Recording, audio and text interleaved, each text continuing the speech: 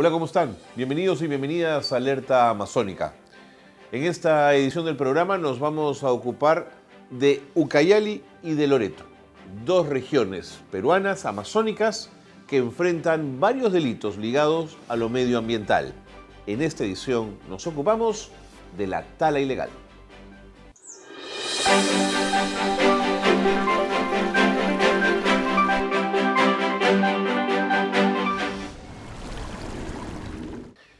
Tres son los delitos ambientales que están impactando sin duda con fuerza en la región amazónica.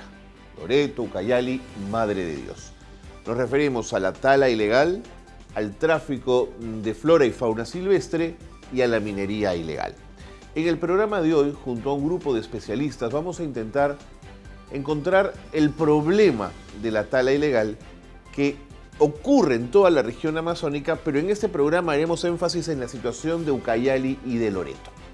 Para comenzar un poco a entender cuál es la problemática de fondo, qué problemas se enfrentan, qué situaciones y tensiones se generan con el tema de la tala ilegal, les hemos preparado al respecto un reportaje. Vamos a ver. El Perú es considerado como un país de bosques. Es uno de los 10 países con mayor cobertura forestal en el mundo y el segundo en superficie amazónica. Sin embargo, actividades como la tala y la minería ilegal están destruyendo este patrimonio. Según cifras del Ministerio del Ambiente, nuestro país perdió más de 200.000 hectáreas de bosque durante el 2020, la cifra más alta de los últimos 20 años. La tala y el tráfico ilegal de madera son delitos ambientales que impactan sobre todo en las regiones amazónicas de Loreto, Madre de Dios y Ucayali, que concentran más del 76% de la superficie de bosques del país.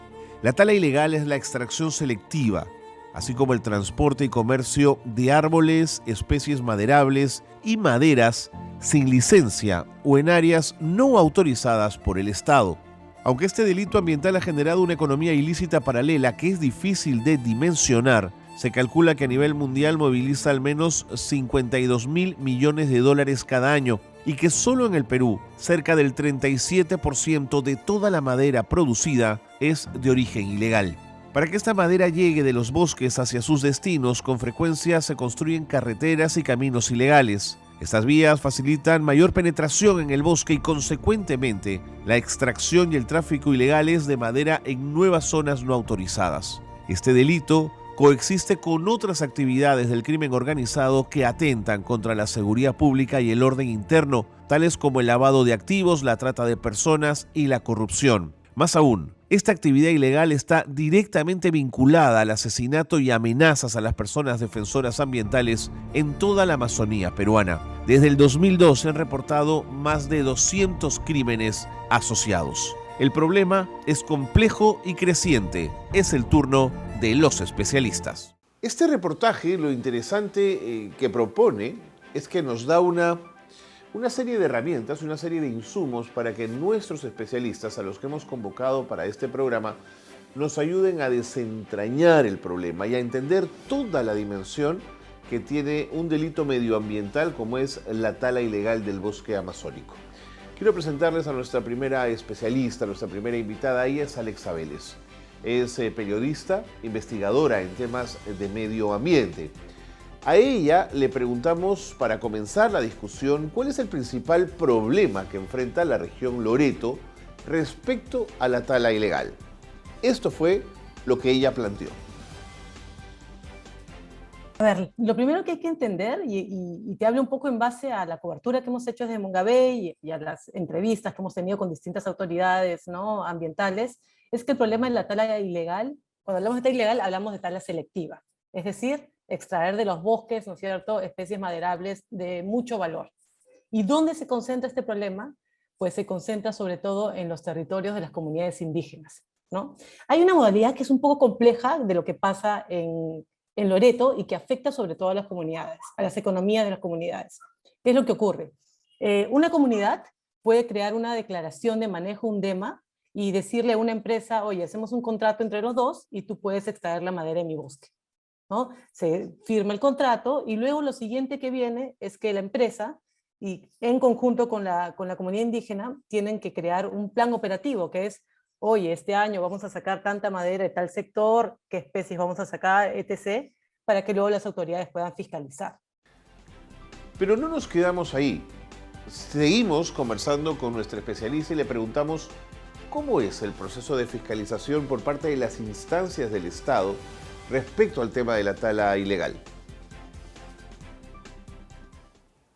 Supuestamente extraen la madera de los lugares permitidos y cuando pasan por los puestos de control y son fiscalizados, las autoridades le dicen, a ver, enséñame tus papeles, ¿no? Los papeles que indican de dónde sacó esta madera. ¿Qué hacen en algunos casos los Sinfor, los fiscalizadores? Van a terreno para ver si sacaste de ahí los árboles, ¿no? Que están todos georreferenciados, etc. Y cuando llegan, no están los árboles. O están en pie o nunca existieron esos árboles en ese lugar. ¿Qué hace la autoridad? Multa. ¿Y a quién multa? A la comunidad indígena. Con Alexa Vélez también indagamos sobre los tipos de tala. Aparentemente no es lo mismo todo lo que se puede talar en el bosque amazónico.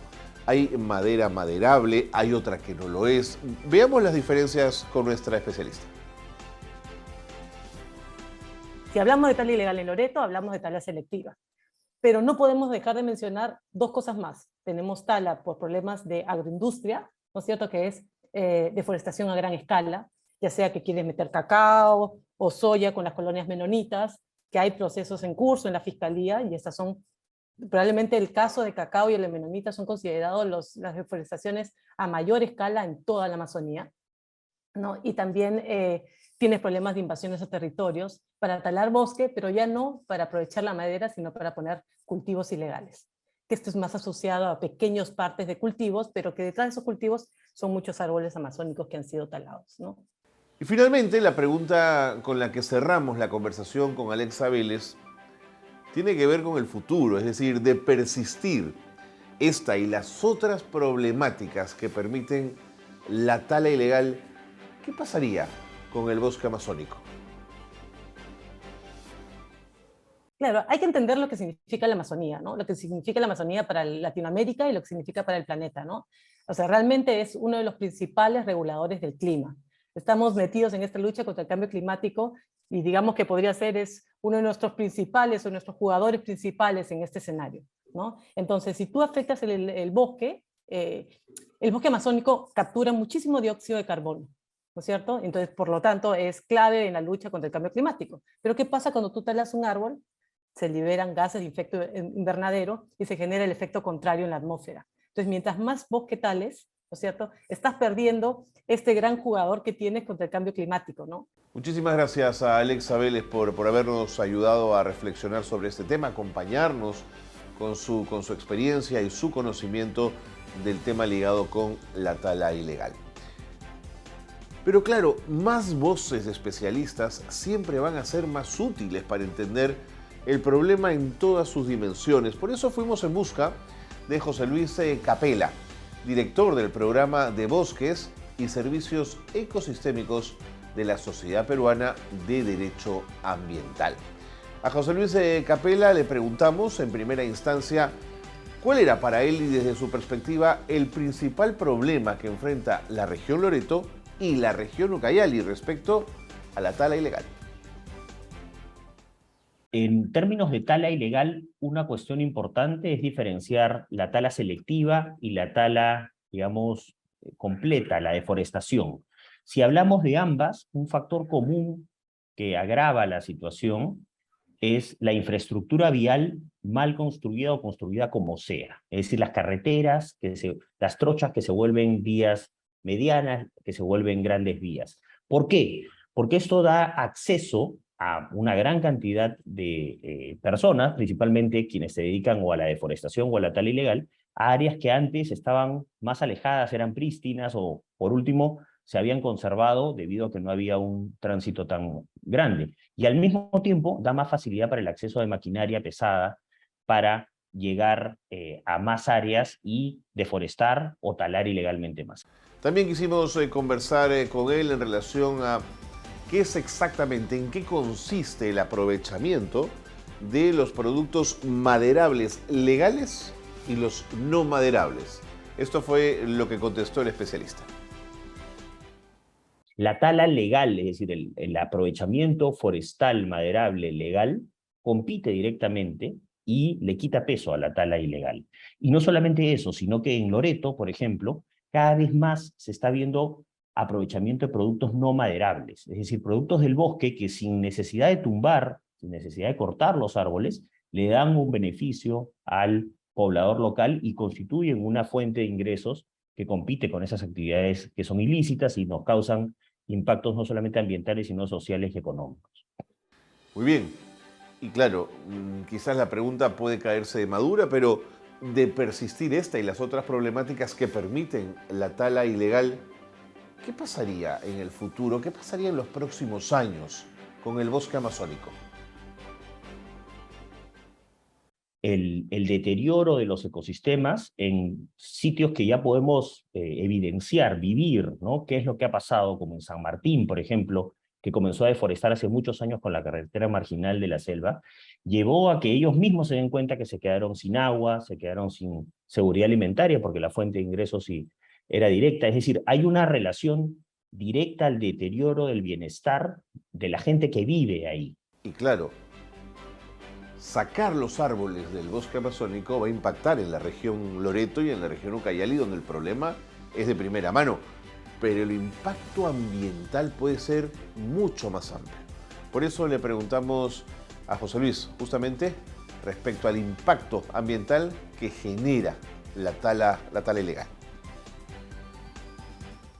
Lo que vamos a tener, por ejemplo, en la región Loreto, que es la más grande del Perú, es comparable con muchos países europeos en dimensión, vamos a tener una sabanización o grandes áreas que ya van a perder su capacidad a nivel global de retener el carbono, de mantener los servicios ecosistémicos, y hay estudios ya que hablan con relación a que lo que llueve en la Amazonía influye en lo que se cosecha en zonas tan alejadas como Norteamérica o como lugares muy alejados del planeta. Entonces, es un impacto local muy fuerte, porque se va a sentir en adaptación al cambio climático, etcétera, un impacto ahí, pero también a nivel global nosotros tenemos uno de los ecosistemas vivos más importantes para digamos, los servicios ecosistémicos que se prestan al planeta.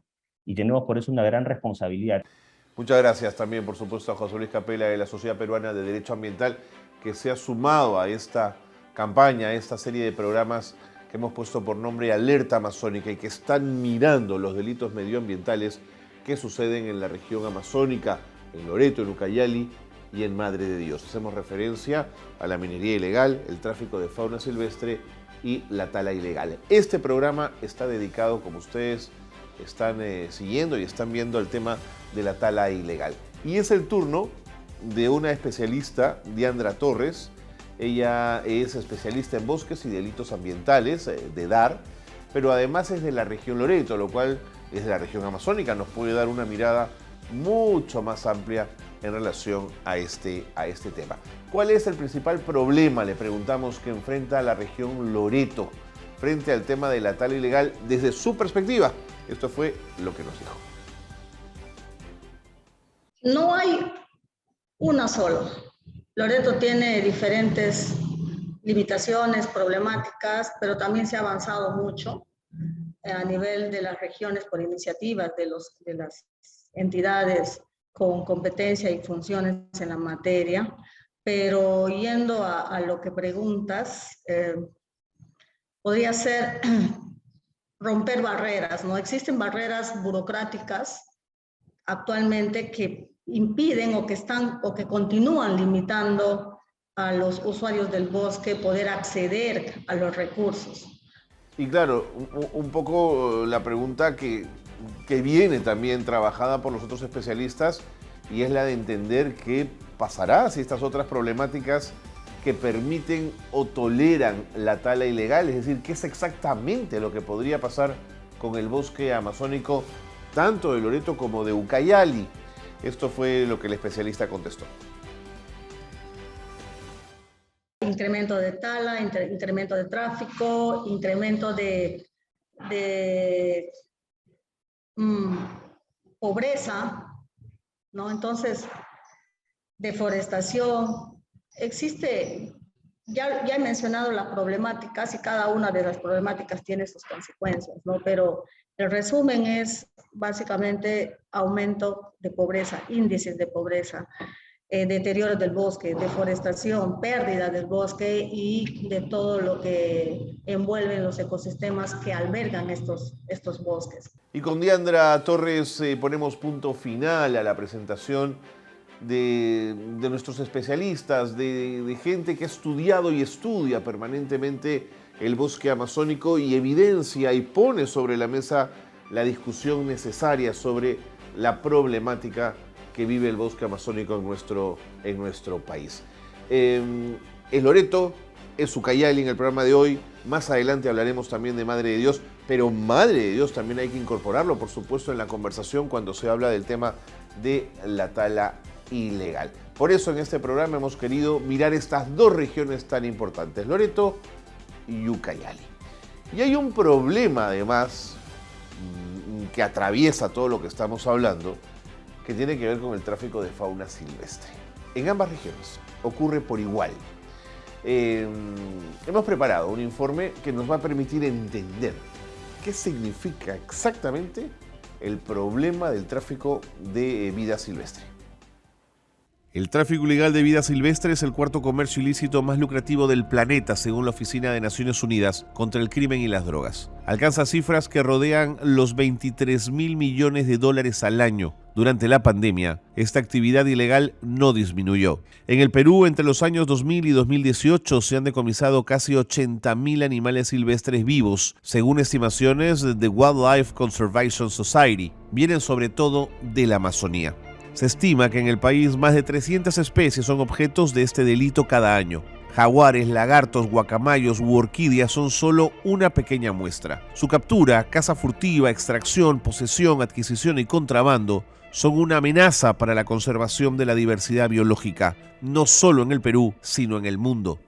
Los animales silvestres se comercializan vivos para usarlos en colecciones privadas o como mascotas e incluso para fines científicos. También se trafica su carne y partes que se usan como insumos en medicina tradicional, artesanía, la industria del cuero, pieles y fibra. Los primeros puntos de oferta y abastecimiento suelen ser los mercados y puertos fluviales de las principales ciudades amazónicas. Por ejemplo, en los mercados de Belén y Modelo en Loreto se vende la carne de los animales silvestres para consumo en hogares y en restaurantes, pero también se venden animales vivos como monos, loros y caimanes con el riesgo de una posible transmisión de virus de animales a humanos, pudiéndose generar una pandemia similar a la de la COVID-19. Si bien recientemente el Perú ha dado pasos importantes en la aprobación legislativa y en la lucha contra el tráfico ilegal de vida silvestre, logrando la aprobación unánime en el Congreso de la República del proyecto de ley para la inclusión de este delito en la ley contra el crimen organizado, México es el único país de América Latina que lo considera como tal, es decir, como una actividad asociada, entre otros, a la corrupción, el lavado de activos e incluso el narcotráfico. Muy bien, este es el informe que les habíamos preparado sobre la problemática del tráfico de vida silvestre en la región amazónica, en Ucayali, en Loreto y también de alguna medida en Madre de Dios. Gracias por habernos acompañado. Ojalá que estos programas les sirvan de insumo para saber qué candidatos y candidatas que se presentan en las próximas elecciones al gobierno regional, tanto de Loreto como de Ucayali como de Madre de Dios, sean capaces y tengan las herramientas de gestión y de análisis para enfrentar los delitos medioambientales que tanto daño le hacen al bosque. Nos encontramos en una nueva oportunidad en Alerta Amazónica. Gracias por estar con nosotros.